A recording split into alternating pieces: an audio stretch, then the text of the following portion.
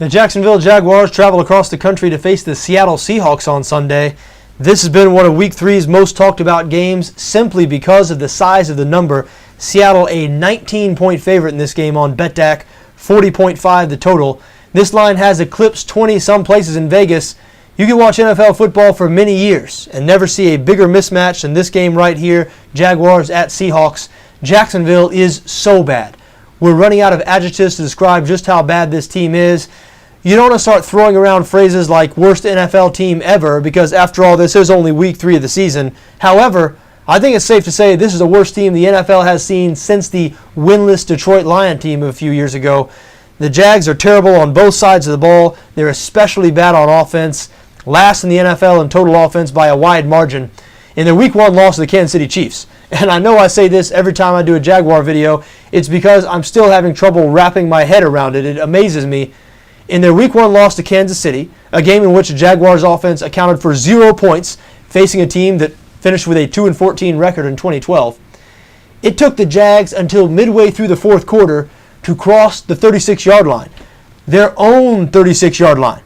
It took them 3.5 quarters to get within 13 yards of the 50. That, folks, is ineptitude. And then last week against the Oakland Raiders, a defense featuring 9 new starters this season, the Jags went over 36 minutes of game time at one point without a first down. They are hard to watch on offense. And on the road against Seattle this week, the Seahawks, with one of the best defenses in the NFL, with one of the best teams in the NFL, I mean, the Jags' chances are slim and none, and Slim just left the building. The only argument that makes any sense here for a Jaguar bet, plus 19, the only Jaguar angle that I think has any merit is the Gus Bradley angle. Bradley, of course, the Jaguars' first-year head coach, who was Seattle's defensive coordinator for the past 4 seasons. So Bradley has intimate knowledge of the Seahawks' personnel, their schemes, their coaching philosophy. There's some definite inside info there. You would think that would be advantageous for the Jaguars in this situation, but everybody knows that. It's no secret. Odds makers know it, bettors know it, and the fact that the line in this game is still 19, even though the coach of the team who's the underdog was the defensive coordinator of the favored team for the last 4 years.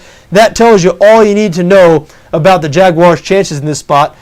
Even if Pete Carroll takes some mercy on his friend Gus Bradley, and Carroll and Bradley are good friends, even if Carroll runs the ball the entire second half, I mean, even if Russell Wilson only throws 12 passes in this entire ball game, which I think there's a high likelihood that Wilson will throw less than 20 passes in this game, I mean, the Jaguars are 30th in the NFL in rush defense. So unless the Seahawks kneel on the ball, I don't see any way they're going to stop this game from being a blowout. This game will be a blowout.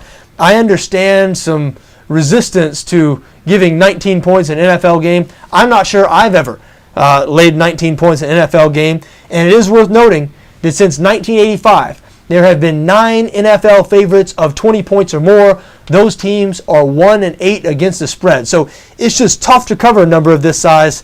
That being said, I sure wouldn't be caught dead betting on the Jaguars this week. The Seahawks will probably have a 20-point lead at halftime. I do think Seattle minus 19, the best bet in this situation.